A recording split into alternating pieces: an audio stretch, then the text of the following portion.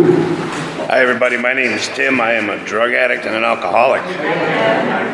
Grateful to be here today. Eduardo, thanks for asking me to speak.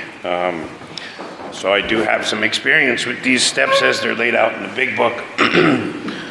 With the help of a Big Book step study sponsor, many meetings, and a very loving and understanding God of my understanding. In the process of making amends, and I try to practice 10, 11, and 12 to the best of my willingness on a daily basis. So to briefly qualify, very briefly, I drank a lot. I did a lot of drugs. I couldn't stop. I couldn't stay stopped. My life was completely unmanageable. I went to numerous detoxes and halfway houses, and I ended up here. I went through some steps, and just know that I've earned this seat as well as everybody sitting in here, right? Took me a long time to get here. I went to my first AA meeting when I was, I don't know how old I was, young, 26 or 27. My sobriety date is March 20th, 2017. And, it just took me a really long time to get here. And with the help of a lot of loving people, some that are in this room, I've managed to turn my life around with the help of God too, obviously, right? So that's my qualification. So I'm just going to jump right into step 12, right? Because if we're talking about the problem, we can't be talking about the solution, right? And what's the solution? For me, the solution, I hate microphones, was God. And is God, right? On a daily basis. So step 12, we tried to practice these principles, second half of step 12, right? Tried to practice these principles in all my affairs, right? It doesn't mean, right, like I come in here and try to talk a good game and try to sound good, right? No, what does it mean? It means that while I'm out there in the world with, the normal people, I guess, whatever normal may be, I have to act the way God would want me to, right? God's will, not mine. Thy will, not mine, be done, right? It talks about in the other steps, it's a thought we must take with us throughout our day, throughout our life, right? I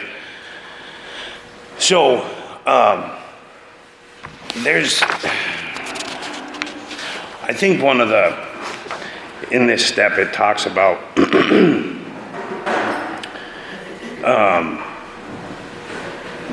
the alcoholic continues to demonstrate that he can be sober, considerate, and helpful, regardless of what anyone says or does, right? That basically, no matter what trials or tribulations I go through on a daily basis, I can still stay sober, right? I have a God that I rely on a daily basis, no matter what happens in my life, because, right, life still happens. Just because Tim got sober doesn't mean life stops, doesn't mean that there's not going to be tragedy, there's not going to be things that come up that baffle the hell out of me, right? But I still have to act a certain way. I still have to carry myself in a way that if I approach somebody or somebody approaches me, and they want some help, they don't want, I wouldn't approach somebody who's acting like a fool and ask them to help me. How do I get sober? How do I stay sober, right? I heard one time that, and I'm sure a lot of people have heard that, I may be the only version of a big book that somebody might see, right? It talks in here too about divorce and separation and that sometimes when you get sober, maybe that relationship is dead. Maybe you spend some time apart. So for me, my domestic, right, relationship to my soon-to-be wife, so I just celebrated 6 years, right? We've been together for 10, so there was 4 years where I was just a complete and utter mess. And when I say complete and utter mess, I mean a complete and utter mess. And now we've had more good years of me being in this process than we have of me not being in this process. But when I first got sober, we weren't really together for almost 2 years. Like we still, because I needed to get myself right. Right? I had a lot of work to do. A whole lot of work to do. So the beauty for me, I'm sure everybody in this room at one time or another thought, right, that, if I get sober, life's just gonna suck. I'm gonna have to go to these stupid meetings, sitting in a basement with a bunch of other stupid people, right? Like, I don't wanna do this shit. The good news is that is not even close to the truth, right? My life today, being living in this process, right? And I don't did talks in here too about, like, at the very end, that bottles were only a symbol of what was wrong with me, right? Like, the alcohol and the drugs is what I used to treat what the hell was wrong with me. And what was wrong with me is, like, I didn't know how to live life. I hated who I was. Since I was, like, a kid, like, I never felt like I fit in, right? I always felt different. And oh boy, when I found drugs and alcohol, I could be anybody I needed to be. And it took that ick, right? We talk about the ick. It took that ick away. And that's what drugs and alcohol did. So when I put those down, what happens? I revert back to that same little kid that hated who I was and never felt comfortable and never felt right. So what do I have to treat? I have to treat this. And how do I treat this? With this, right? With this. Because it talks in here too that, they say, some people say you shouldn't have alcohol in your house. You shouldn't go to places where they have, alcohol. You shouldn't do this. You shouldn't do that. To me, that's not true, right? Like, I love music. Music is a huge part of my recovery. I don't know if anybody can relate, but I love music, mostly country music. I'm sorry, but it is what it is. But I go to a lot of concerts. I go to a lot of shows. I love live music. There is nothing better for me than going to a live show. Well, what happens at live concerts? Sex, drugs, and rock and roll, right? Like, there's people all around me drinking and doing God knows what, because I used to be one of them. It doesn't bother me. Why? Because every day, every single day, I get on that spiritual beam, right? I ask God on a daily basis to remove that thought, desire, and obsession for a drink or a drug. Help me get through the day.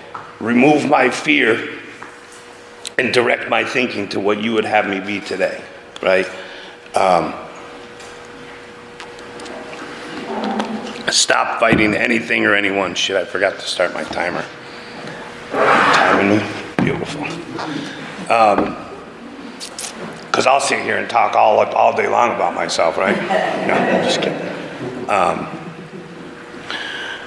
So every day, I get on my knees and I ask God to help me get through the day, right? Because I stopped fighting everything, anyone. I don't fight anymore. I really don't. Life, it's crazy when I think back to all those times I ended up in detox, right? And just hate in life and trying to look at the future and what does the future hold and I don't want to do this, just hopeless and hate in life and like, And then getting through this process and realizing like, hell man, it's pretty easy. Like life now is like, I just have to follow a few simple rules, right? I just got to do a few simple things, right? I got to pray. I got to seek God's help on a daily basis throughout the day, not just when I wake up and not just when I go to sleep, because there's a whole lot of hours between waking up and sleeping, and there's a whole lot of mess that Tim can create, right? If I'm not on fit spiritual ground. Don't get it twisted. I'm not white as snow, right? I did not, like, I still act out. I'm human. I still, there's days that it's just not as frequent, right? I really try to live in this process and live these principles in every aspect of my life, whether it be work, where I spend the majority of my time, home, with my family, in AA, right? Everywhere. And I like to think that the person you see now is the same person that you would see if you ran into me in the street, right? I really strive for that, because that's who I want to be today. That's the person that I want to be.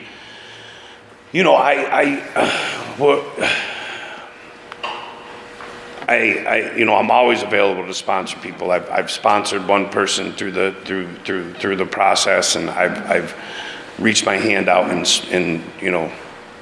started sponsoring other people. And just like me, when I first started doing this, they start to write and then they disappear, and it's not my job to chase you. I'm sorry, right? Like I can offer what I know and what was offered to me, and it's not really anything that I can show you what I was shown, just like everybody in here, right? I really strive to just, like, I go on commitments and stuff like that, and why do I do that? Well, I do that in hopes of helping somebody, but also to, it's a good reminder. It's a really good reminder as to where I was, right? Like you go into these places and you can see the freaking despair on people's faces and the utter hopelessness, right? Today I'm not hopeless. Like, again, back to, if you have a legitimate reason for being there. So back to like the whole, like, you shouldn't do this and you shouldn't do that because like my family, we vacation in the Outer Banks, which is, just the fact that I can say I vacation with my family in the Outer Banks. My family wanted nothing. Wanted absolutely nothing to do with me. Well, they did, but they couldn't, right? They couldn't be around me because we're heartbreaking, right? Like it talks in some of the other, we run through lives like a freaking tornado, right? We cause a lot of damage in our wake. And, we go on vacation, and when I say family, I mean family, like 16, 17 of us, all in one house for like 8 days. And we don't kill each other, right? We're genuinely happy to be with each other. Like I come from a very tight, loving family. And that goes, back to 98 and 99 when, unfortunately we lost both of our parents, right? It brought us 4 kids together, and now us 4 kids have kids, and some of those kids even have kids, which is kind of crazy as well. But my point is that all of them, they drink around me. I see it, right? And what do it doesn't, believe me, seeing, if my sister was here, she'd probably kill me for telling this story, but I'm going to anyway. To see my sister completely drunk and just piss herself right in the chair because she was too drunk to get up and go to the bathroom does not look fun to me, right? Like, it doesn't. It's funny, right, to everybody there, even to her, it doesn't bother me. Why? Because I'm on fit spiritual ground, man. I found I found a God of my understanding that guides me through every day, each and every day, in every situation, of my daily life. You know, again, I talked about, you know, I spend most of my time at work, and I have a really good job. That's, you know, the rewards that living in this solution have given me are beyond anything that I ever could have. And you hear it all the time, and I always thought it was kind of, you know, cheesy and, you know, a life second to none, a life that you couldn't even imagine for yourself. And the fact is it's true. Like, where I am now compared to where I was in 2017 is night and day. As far as like changing the person, sometimes I feel like I'm still the same asshole that I brought in here. I don't know, I guess you'd have to ask Tony, who is my soon-to-be wife. You'd have to ask her, you'd have to ask my family if they, you know what I mean? Because I don't know. I still feel the same. In respect to, like, I'm still sarcastic sometimes with my friends, like one of my friends sitting over there. There's 4 of us that text back and forth all day long, right? We text back and forth every day, all day. And sometimes it's not that spiritual, right? Sorry, we're sarcastic. We're you know, we make fun of each other, but we're friends. We can do that to each other because we don't get our feelings hurt, right?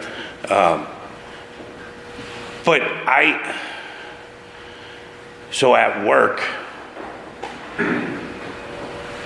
like I'm a supervisor, so it really gives me opportunity to practice this program, right? Because sometimes managing people, because I want to be the director, right? And it's a real fine line in there between, you know, trying to exert my will and make people do something, or trying to help them, right, through the process, in the process of what we're doing at work, right? Tony's boss, and she'll say it to me all the time, well, just enjoy the process. And I'm like, fuck your process. What process, right? So, like, I get, when I have to repeat myself over and over again, and time again to people, like, I get all worked up, right? And if I get a call that I got to go to a job because somebody did this, and, you know, it should be something that they should know better, right? Like, I really, on my way to the job, I have that pause. I'm forced to take the pause because it's usually either a 10, 15, 20-minute drive from wherever I am to the job. So I'm forced to take that pause and gather myself and not run into this job and start beating up this person who, listen, made a mistake. We all make mistakes. I'm not perfect.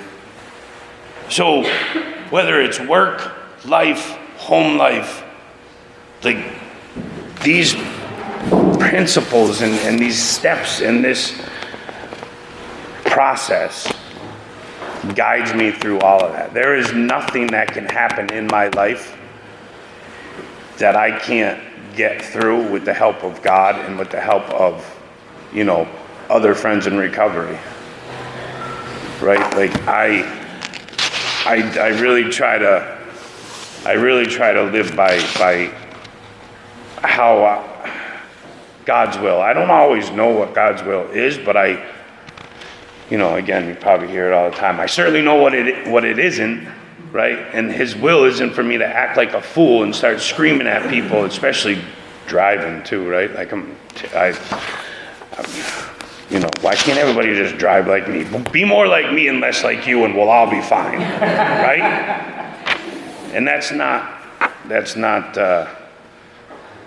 how life works. I guess the long and the short of it is, you know, how I started. We have stopped fighting anybody or anything. I don't fight today. I literally go to God with everything. Like, I'm not, so yes, I haven't had drugs or alcohol in my system in 6 years. Doesn't mean the thoughts don't come though. Like they came the other day, right? Driving in my truck. And it's not like it wasn't the drug of my choice. It was just other stuff, right? Like, and I'm like, oh, that sounds like a good idea. I could see me doing that, right? Because I got money in my pocket. I got the means today, but I'm like, what is that, right? So what do I do? God help, really? Like, what is this? But, like, I can't say enough for the pages in this book and the things that I've done through this book with the help of a sponsor have completely transformed my life, and allowed me to change the way that I think and the way that I approach life and the way that I approach people. And it's given me, people always say, oh, I got my life back. For me, it gave me a life. Because I really didn't have a life. I really didn't have a life before this. My life consisted of, in the end, standing on the corner with a sign. So today, listen, if you're sitting in here and you're, wondering about this process and if it works, and thinking about doing this process and coming through this process or getting a sponsor, like, listen, I'm here to tell you, like, stop thinking about it. Stop thinking about it and do it, right? Stop thinking about it and do it, because this process and these steps and these principles have seriously and utterly changed my life, and I'm a better person for it. I can show up when I'm supposed to show up. I can be available to help other people, and I do my best not to hurt anybody anymore. So I think that's it. Thanks.